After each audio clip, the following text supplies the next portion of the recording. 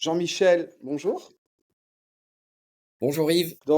Aujourd'hui, nous retrouvons pour la saison 2 finalement, on peut dire ça comme ça, de nos interviews. Tu te décris toujours, j'imagine, comme un serial entrepreneur depuis plus de 20 ans, en microbiologie appliquée notamment et en environnement, avec une expertise sur les microbiotes et les microalgues. Tu vas revenir dessus, j'espère, hein, j'imagine. Je te remercie d'avoir choisi à nouveau cet entretien, qui plus est en direct, donc pour une deuxième saison, avec les étudiants de l'ESI Business School de Lille. Donc nous sommes en direct, hein, et c'est à ton initiative pour la deuxième fois. Merci beaucoup. Toujours appréciable d'avoir des experts Plaisir. en direct. Et nous allons revenir donc sur ton expérience, tes passions, sur la société Zénith, et surtout sur ton actualité, parce que je crois qu'elle s'est beaucoup enrichie depuis qu'on s'est parlé, depuis 7 8 mois. Donc on aura plaisir à savoir comment ta structure se développe et par quel biais. Euh, Est-ce que tu peux revenir, s'il te plaît, sur ton parcours? Ouais, avec grand plaisir. Donc bonjour à tous. Donc un parcours un peu atypique et ça je trouve que c'est très bien dans le sens où il faut pas s'arrêter à se lancer dans une voie forcément et puis de se dire on est coincé. Moi j'ai démarré par un BTS en agroalimentaire. Euh, Donc 2 ans après le bac, session assez courte. Et puis j'ai été encouragé pour continuer. Et puis finalement, je suis allé très loin puisque je suis allé jusqu'à un doctorat en biologie moléculaire. Donc ça, c'est loin, tout ça. Doctorat et puis derrière des post-docs, ce qu'on appelle des post-docs, c'est partir à l'étranger en particulier, idéalement, et c'est ce que je voulais, partir en Grande-Bretagne. Mon but, c'était maîtriser l'anglais. Aujourd'hui, c'est mon quotidien, c'est une clé. Ça a été une clé dans toute ma carrière. J'ai un réseau plus international que français d'ailleurs aujourd'hui, mais ça a été un fondateur de partir quasiment 2 ans en Écosse et en Angleterre. Et donc voilà, sur des choses différentes d'ailleurs de ce que j'avais fait en thèse, ça aussi, être curieux. Je retiens ça moi dans ma carrière, curiosité. Et puis pour arriver après plusieurs post-doc, donc Angleterre, un peu en France, à l'école normale sur Alzheimer, des choses sympas comme ça. Bref, j'ai quitté la recherche un peu fatigué d'un modèle qui me convenait pas. Et puis quand on est parti en Angleterre, on n'a pas les mêmes prétentions salariales, la même dynamique. Moi, on me l'a un petit peu cassé ma dynamique, donc je suis parti en solo et j'ai créé rapidement une première boîte en 2006 après être rentré dans le management d'un gros projet européen dans le domaine de la formulation produit, qui m'a amené à comprendre d'autres secteurs d'activité comme la nutrition santé. Et en fait, la nutrition santé, ben, je l'ai pas quitté pendant 20 ans. Et j'ai travaillé sur ce fameux microbiote, des projets comme Actimel de Danone, des projets pour des petites boîtes. J'ai monté un salon international qui a été revendu, qui s'appelle Probiota et qui aujourd'hui est numéro 1 mondial dans le domaine des probiotiques et prébiotiques et du microbiote. Et puis il y a 12 ans, je suis rentré dans un autre monde de la microbiologie, puisque effectivement tu m'as décrit comme un expert en microbiologie industrielle, c'est le cas. Et s'il y a bien après le microbiote une autre expertise forte, c'est les microalgues. Il y a 12 ans, j'ai rencontré ces micro-organismes fascinants et je les ai pas quittés et j'y ai travaillé pour pas mal de boîtes. Donc j'ai arrêté l'entrepreneuriat pendant quelques années jusqu'à le reprendre en 2020 avec une première nouvelle aventure qui s'est pas bien passée à cause du Covid et de la guerre en Ukraine pour lancer un produit foodtech. Et puis j'ai fait des audits de projets dans l'environnement et ça a été une révélation. Et Zeni est issu de finalement la niaque de vouloir continuer dans ce monde des algues, d'être devenu un expert qui a été demandé pour faire du conseil et dans un monde qui m'a fasciné. Et je suis tombé dans le monde de l'eau que je connais depuis aussi de très longues années. Je suis un Méditerranéen, un poisson, et donc pour moi l'eau, ça avait beaucoup de sens. Et alors, utiliser des algues pour traiter l'eau, bah, j'ai trouvé ça absolument génial. J'ai fait beaucoup d'études de marché pour comprendre ce que je pouvais faire avec tout ça. Et puis, je me suis lancé après un an d'études sur le sujet assez poussé. En janvier 2023, je me suis lancé à fond dans l'aventure. Et puis voilà, en mars, au printemps 2023, je rencontrais mes deux associés.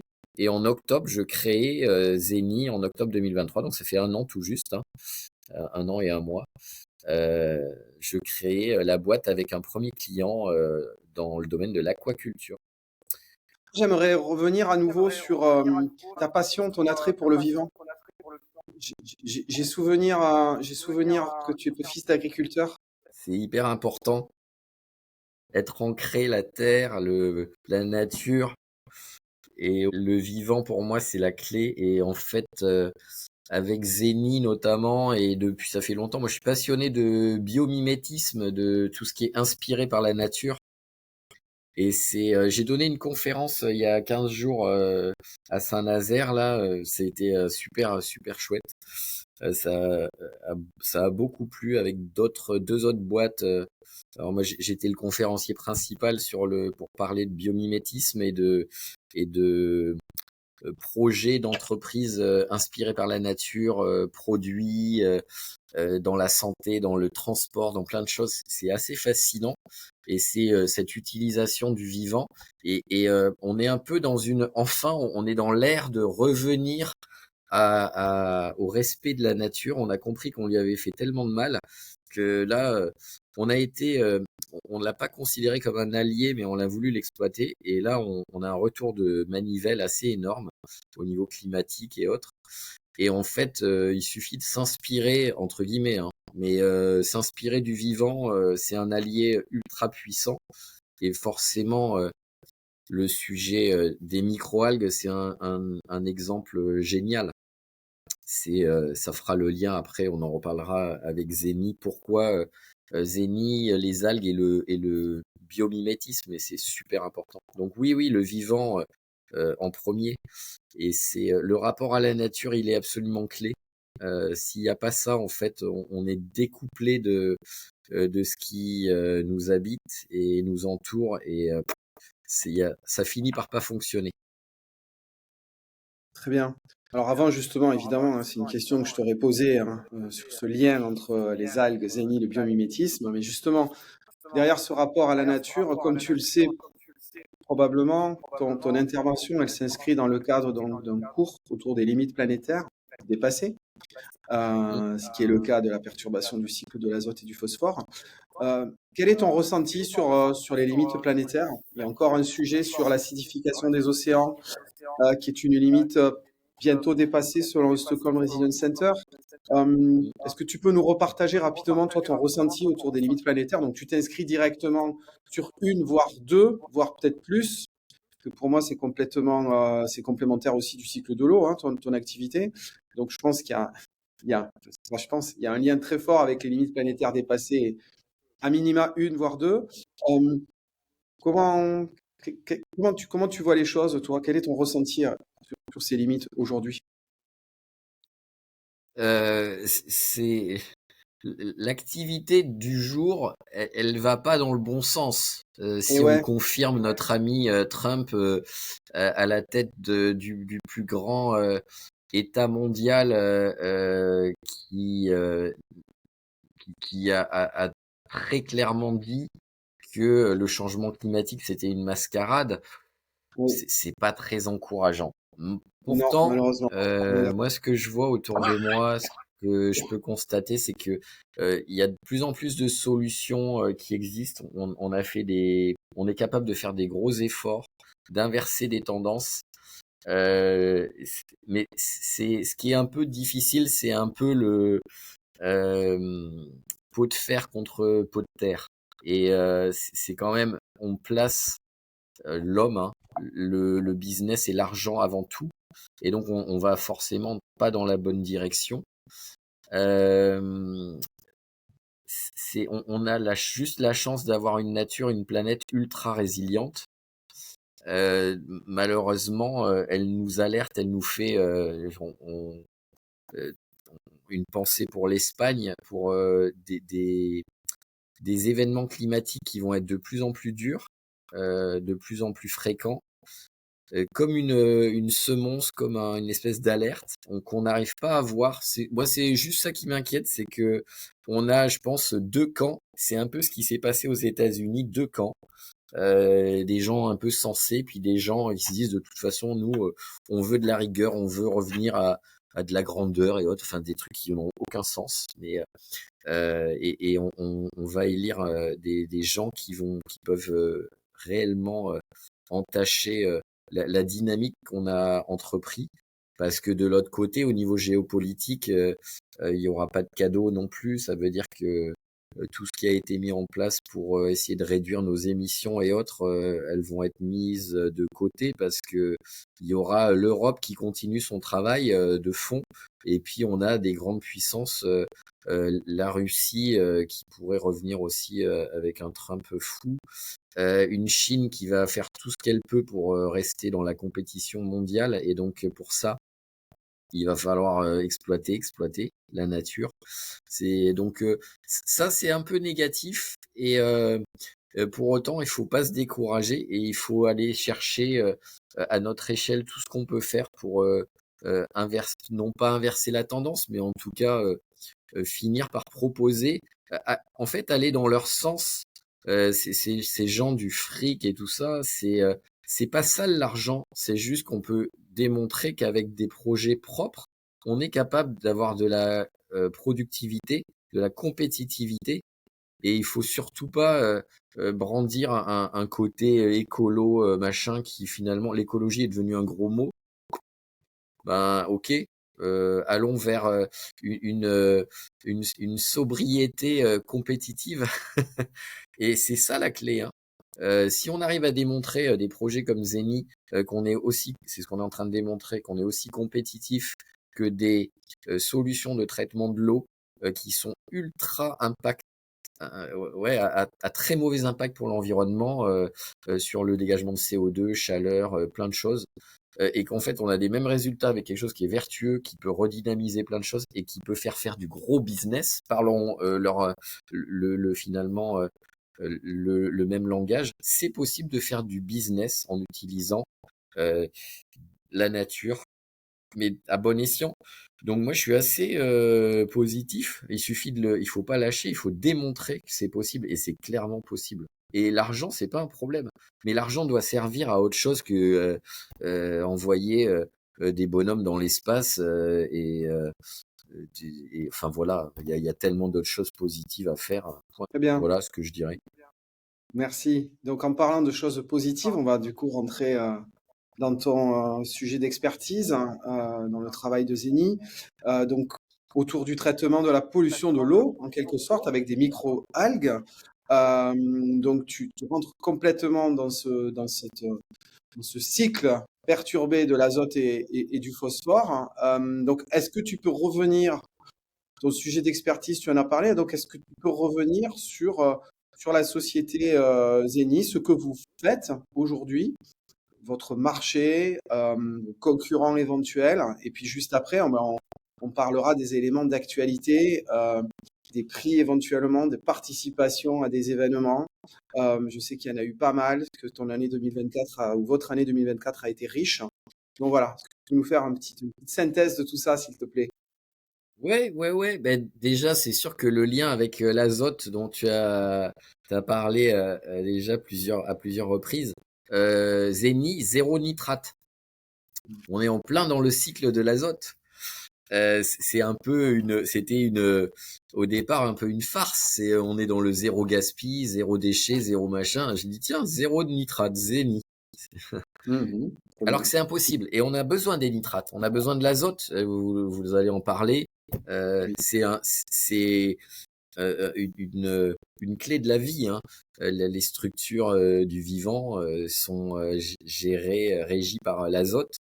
Et seulement, c'est comment on va mieux transformer cet azote, ce cycle, et surtout éviter les éléments négatifs de l'azote, les nitrates qu'on connaît très très bien pour engendrer les marées vertes en Bretagne par exemple, et pas que maintenant, de Oui, plus en plus oui. partout. Et finalement, c'est le fameux lien avec le biomimétisme. Chez Zeni, en fait, on a regardé les marées vertes. Pourquoi il y a des marées vertes? Parce qu'il y a des nitrates et des phosphates issus de l'activité humaine industrielle qui sont largement relargués dans les cours d'eau et autres, et ça finit par saturer. Réchauffement climatique, donc réduction des cours d'eau, température qui augmente, ça veut dire des milieux de culture pour les algues. Formidable. Et ben, si on imagine qu'on va reproduire ce phénomène de façon contrôlée, on est potentiellement en capacité d'enrayer ces phénomènes en aval, en les traitant en amont. Donc l'idée de Zeni, c'est apporter des espèces d'aquariums géants en sortie d'effluents industriels chargés en nitrate et en phosphate pour les transformer avec des microalgues qui sont connues, qu'on maîtrise. Dans ces environnements, ces aquariums, on appelle ça des photobioréacteurs clos. Et ça veut dire qu'en fait, on va endiguer ces problèmes de nitrate et de phosphate qui deviennent des milieux de culture pour nos microalgues. Et ça marche très bien. C'est-à-dire qu'on se retrouve avec des effluents qui passent par ces aquariums, qui sont traités en 48 heures par des algues. Les Oui. algues, on les sépare de l'eau. L'eau, elle est meilleure en termes d'analyse que l'eau du réseau, faut le savoir. On a des analyses qui sont meilleures que l'eau qu'on boit à la maison. On est largement en dessous des normes des nitrates. Chez nous, à Saint-Nazaire, c'est 35 mg par litre. On tombe en dessous 10 avec les algues. C'est un truc de dingue. Et les algues qui ont été séparées vont être utilisées potentiellement, réutilisées, c'est-à-dire que dans le monde de l'eau, on utilise des bactéries, des nitrifiantes, notamment de la chimie. Avec les algues, en fait, on va pas générer des déchets qu'il faut encore enlever, qui polluent. On va générer des coproduits, des produits qui sont revalorisables en agriculture. Là, on revient à mon passé. Dans les limites planétaires, on a épuisé les sols. Ben, nos algues, elles ont la capacité de régénérer les sols. C'est absolument génial. Régénérer, c'est-à-dire, on revient à un autre sujet, le microbiote du sol. Moi, je suis un spécialiste du microbiote humain et animal. Et ben, le microbiote du sol, ça existe et c'est la même chose. Un sol qui n'a pas de microbiote, il est mort. Et donc, on a beau rajouter plein de choses. C'est bizarre, ça marche plus. Il n'y a plus de rendement. On insiste, on rajoute des merdouilles dedans. Tac, on sature les sols. Et on n'a rien, on n'a plus rien. On a des rendements catastrophiques.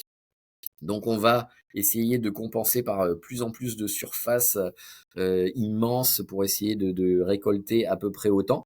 En fait, on s'est aperçu qu'on a des rendements qui ont diminué, mais à peau de chagrin. Et que si on régénère les sols, c'est possible avec des micro-algues, avec d'autres produits biosourcés, ça marche. Donc nos algues, non seulement elles épurent l'eau, mais en plus elles ont un devenir hyper intéressant pour une agriculture plus durable ou en alimentation animale. Et c'est tout le sujet de le sourcing des protéines de demain, les protéines alternatives. Vous en avez entendu parler. On a parlé des insectes, on a parlé des algues, on parle de plein de choses. C'est un sujet absolument clé pour ouais, l'alimentation animale. Dans l'exemple de l'aquaculture en circuit fermé, elle est super parce que c'est totalement circulaire. Les poissons génèrent des déchets par leur déjection, c'est-à-dire, je vous le donne en mille, des nitrates et des phosphates qu'on concentre dans des systèmes de collecte. Et ben, quand on nettoie ces eaux, elles sont ultra saturées. Il suffit de les passer dans les microalgues avec un système Zeni et on sort une eau propre. On n'a plus les rejets de cette industrie. Pour la petite histoire, il y a un projet de production de saumon géant qui a été abandonné à cause de la pollution potentielle et il est déplacé en Belgique. Et si on apportait des solutions plus durables comme ça, comme Zeni, ben, on n'aurait plus ces problèmes et on pourrait apporter une agriculture et une aquaculture plus durable. C'est possible. Donc tu vois, je pense que il y a un vrai sujet où c'est possible de changer la donne. Donc nous, on va adresser les marchés de l'agroalimentaire et de l'aquaculture parce qu'il y a beaucoup de nitrates et de phosphates, mais pas que. On peut travailler sur d'autres effluents complexes très chargés. Et de la concurrence, il y en a pas mal, de plus en plus. Là, ça fait 3 ans que ça bouge dans ce domaine, 5 ans Une saine que ça concurrence. commence à de la concurrence saine, je trouve, parce que ça veut dire qu'il y a un vrai marché. Ouais, ouais. Voilà. Il y a de la concurrence en France, en Espagne, en Portugal, mais ceux qui sont le plus avancés, c'est aux États-Unis. Je suis allé voir un site il y a un an, en octobre dernier, lors de la grande conférence des algues aux États-Unis. Euh, et c'est hyper intéressant de voir un vrai site industriel qui tournait sur des eaux municipales. Alors là, par contre, on ne peut pas revaloriser en nutrition animale, forcément, ou en engrais, mais ils revalorisaient les algues en bioplastique. On a un Mhm. programme là-dessus, sur le bioplastique. On parle de biocarburant avec des algues, ça marche, hein, c'est pas du tout économiquement viable, mais ça peut marcher. On peut faire plein de choses avec les algues, et donc il y a forcément des débouchés, et ça, c'est pas des déchets, c'est hyper intéressant. Donc c'est une solution qui est amenée à se développer, une concurrence qui s'organise. Donc nous, il faut qu'on aille vite. Et c'est vrai que tu l'as dit, en un an, on a fait énormément de choses. On a la chance d'avoir eu des prix. Alors c'est bien beau les prix, mais là le tout dernier, c'est quand même hier. On est finaliste du grand concours du CIC sur Innovation Award. C'est un très gros truc. On est les 10 finalistes de notre région. On fait partie des 10. Et si on gagnait, non seulement on a un prix important financièrement, mais en plus on peut aller en finale à Paris pour aller chercher encore plus financièrement. Et nous, ça nous intéresse parce que bon, les prix pour avoir des prix. Mais les prix, ça veut dire on participe à des salons, effectivement, ça te fait de la visibilité. Du coup, on est sollicité aussi bien par des industriels potentiels clients, on est sollicité par des jeunes qui veulent nous rejoindre dans nos équipes. Donc c'est chouette. Maintenant, on est dans le dur. C'est des process de décision de clients industriels qui sont longs parce que c'est un changement de mentalité aussi pour eux. Euh, mais le changement, il est nécessaire parce qu'ils sont contraints de plus en plus, les industriels, par la recherche de solutions de traitement de l'eau. Et les solutions actuelles, elles sont pas très satisfaisantes, tant financièrement que sur le côté impact. Et là, il y a quand même, c'est ça qui est rassurant, c'est qu'il y a quand même des industriels qui se tournent vers des choses qui peuvent avoir de l'impact. Et parmi les derniers trucs qui nous ont mis en lumière, c'est il y a un mois, même pas, fin octobre, on était invité par BPI parce qu'on a rejoint, on était au Big Ten, là, le fameux grand événement de BPI à Paris, à l'Arena, 70 000 personnes.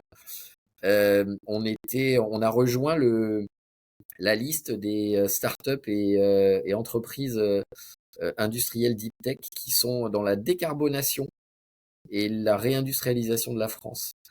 Parce que si vous vous souvenez de vos cours de biologie, euh, les microalgues sont des plantes et donc elles font la photosynthèse. Et la photosynthèse, ça veut dire qu'on récupère de l'oxygène, du CO2, pardon, et on produit de l'oxygène. Donc on capture du CO2, la fameuse décarbonation. Donc non seulement notre technique, euh, elle est vertueuse, elle a plein d'atouts, mais en plus, s'il y a des mots-clés quand on veut, du côté industriel, faire des efforts, on parle de quoi? De décarbonation et de réduction de l'énergie.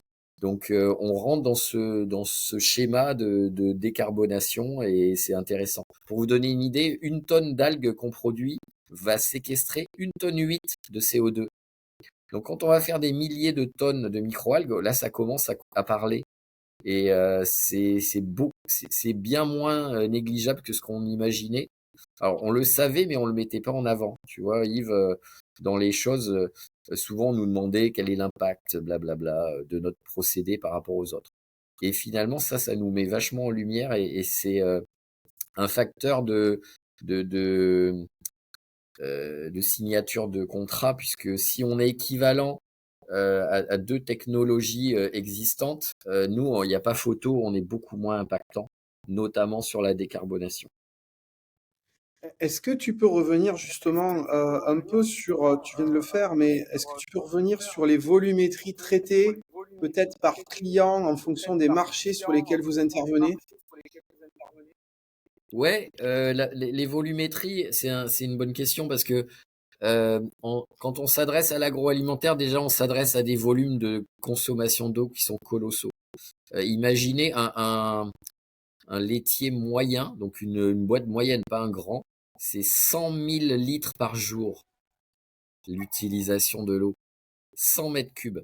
100 000 litres, notamment à 80% pour nettoyer seulement. Et on prend ça dans le réseau où on va forer, où on va, et en fait on manque d'eau. On commence à manquer d'eau. Donc il faut savoir que le manque d'eau, c'est pas un truc peut-être dans quelques années et autres. Il y a 2 mois, Barcelone avait atteint le seuil critique des 13% de 13% parce que c'est une alerte rouge maximale en réserve en eau de la ville. Et il faisait venir des containers par bateau depuis Marseille d'eau. C'est Marseille qui a fourni l'eau à Barcelone il y a 2 mois pour qu'ils arrivent à garder ce seuil critique. Oui, Donc l'eau, de toute façon, c'est pas que en industrie, c'est partout. Il y a des contraintes. Et c'est un donc enjeu planétaire. sur les volumes, quand on imagine un seul industriel qui prend 100 000 litres par jour, vous faites le calcul fois 300 jours. S'il tournait que 300 jours, il tourne plus que ça. Ce que Mm. ça représente, si on leur fait faire cette économie-là, parce que on peut traiter jusqu'à 100 mètres cubes par jour avec Zeni, c'est énorme. Ça veut dire que on peut réellement changer la donne au niveau de la gestion de l'eau. C'est pas juste, c'est pas du greenwashing. Et 100 mètres cubes, c'est combien de litres? Vas-y, 100 000 faut pas dire de bêtises. litres, C'est 100 000, hein? Voilà. Donc on y est. ouais, 100 000 litres. Donc 100 000, si on rajoute fois 10, 1 million, Mm.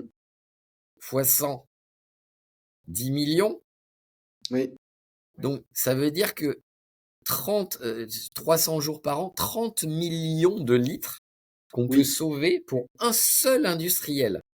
c'est ça. 30 millions. Un seul. Mm. Mm.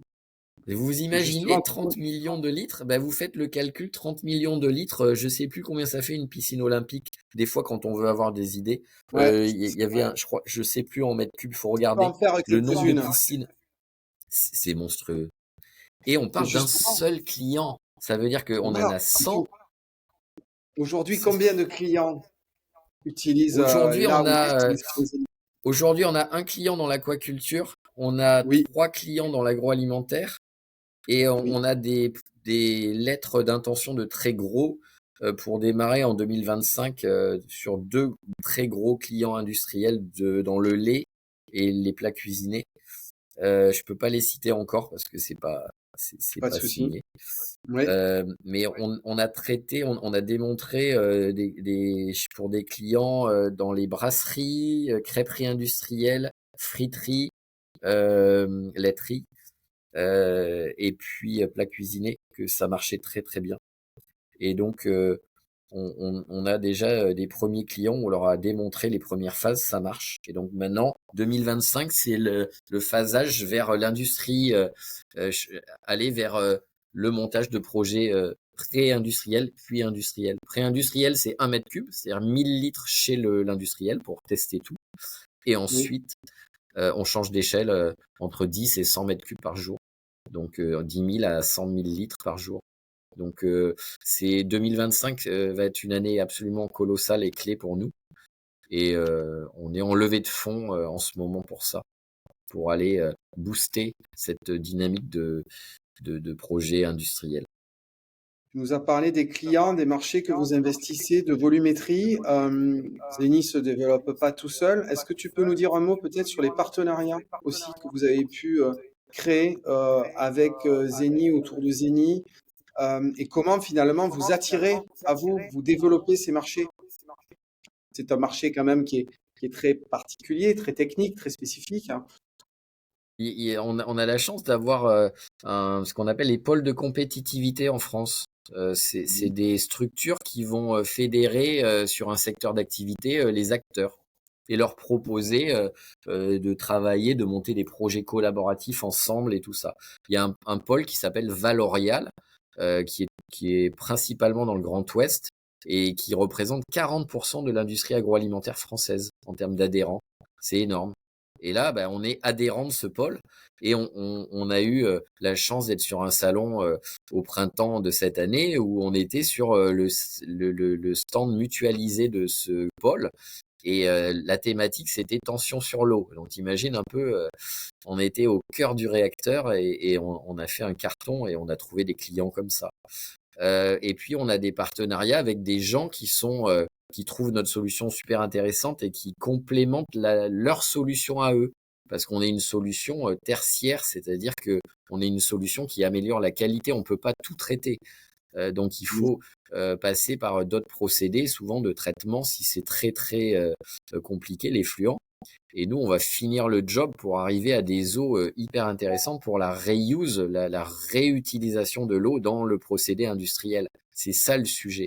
Le sujet, c'est aller jusqu'à la réutilisation, c'est-à-dire traiter, c'est top.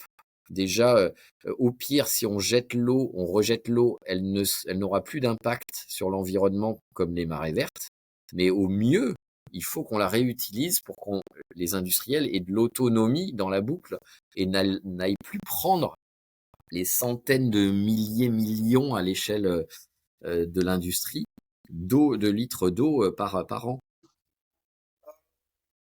Comment se développe Zeni à aujourd'hui, à horizon 2025, voire 3 ans, s'il te plaît? Ouais, ouais. Ben, on a démarré à trois associés, hein. Euh, et donc on est trois ingénieurs docteurs dans les domaines des algues et de l'eau d'ailleurs, très complémentaires. Première embauche, on a qualifié un premier CDI en juillet, un jeune qui sort d'école, un master dans les sciences marines et qui est très très spécialisé dans la production d'algues pour l'aquaculture. Donc il gère les souches chez nous.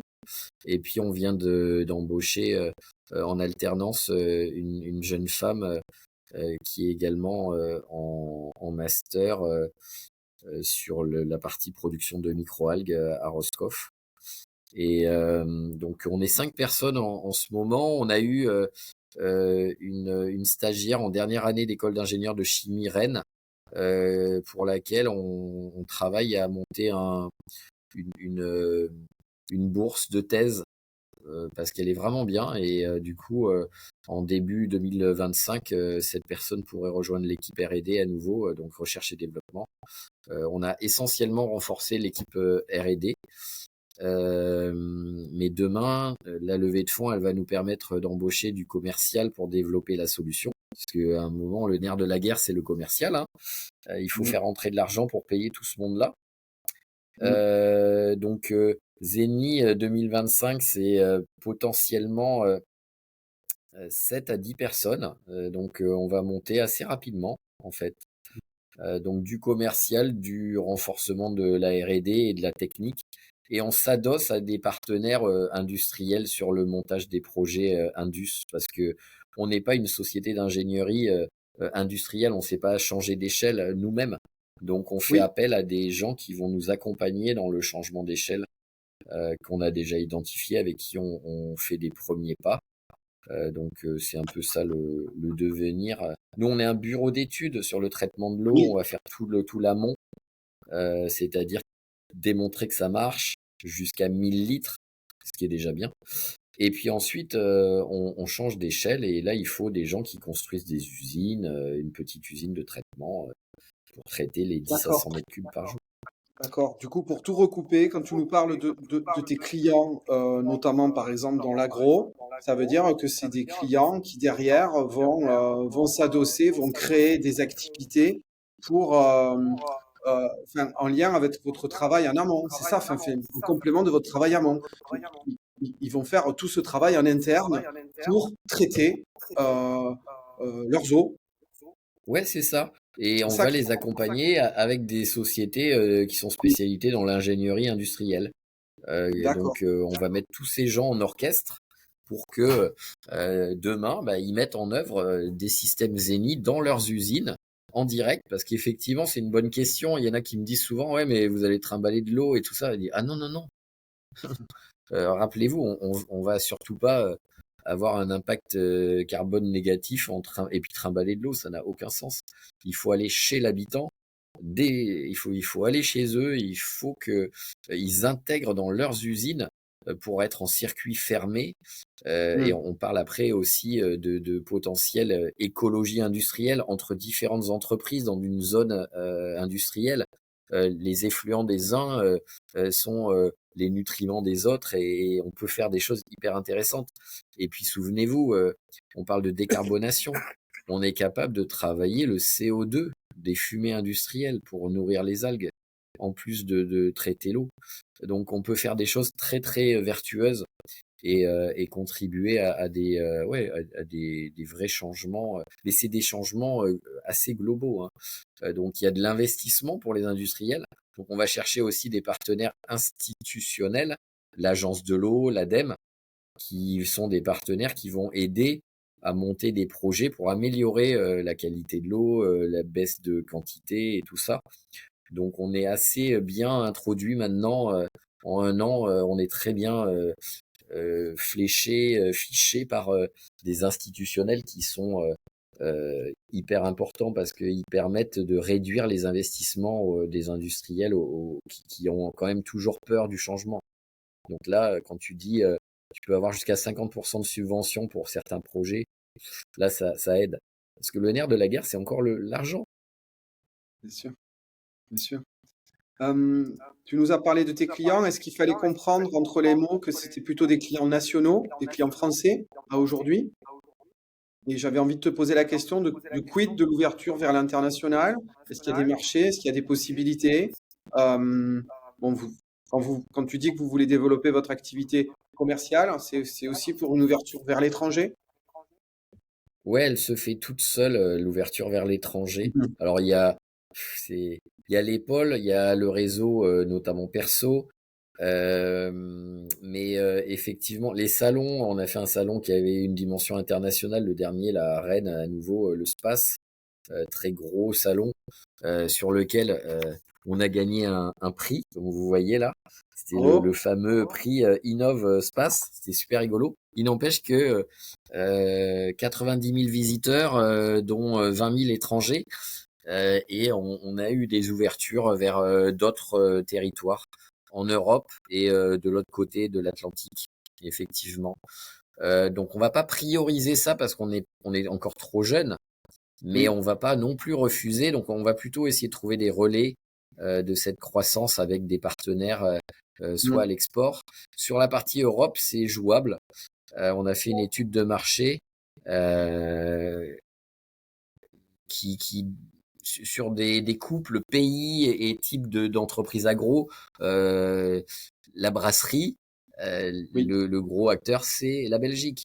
Voilà, Belgique, Allemagne, ben, on a déjà, en faisant cette étude de marché, en questionnant des industriels, on a des touches déjà sur l'export naturellement. Donc oui, oui, on ira vers l'export. Aujourd'hui, c'est 100% territorial, mais c'est normal, on démarre, voilà, et euh, on fait pas encore tout à fait 100 000 euros de chiffre d'affaires, mais c'est déjà bien. Parce que quand on parle de levée de fonds, on nous demande, on nous dit souvent, bien sûr, vous êtes une start-up, vous n'avez pas encore de chiffre d'affaires. On a du chiffre d'affaires. Donc c'est encourageant, mais c'est pas suffisant. Enfin c'est le démarrage, hein. Il y a beaucoup de dépenses au démarrage, donc il faut d'où la levée de fonds, d'où cette dynamique. Mais oui, oui, oui, il y a une traction ou attraction de partout, hein, Europe, Amérique latine, Amérique du Nord. Et puis l'autre côté, c'est l'Asie, des discussions avec le Vietnam notamment. Très bien. Ben, je te remercie.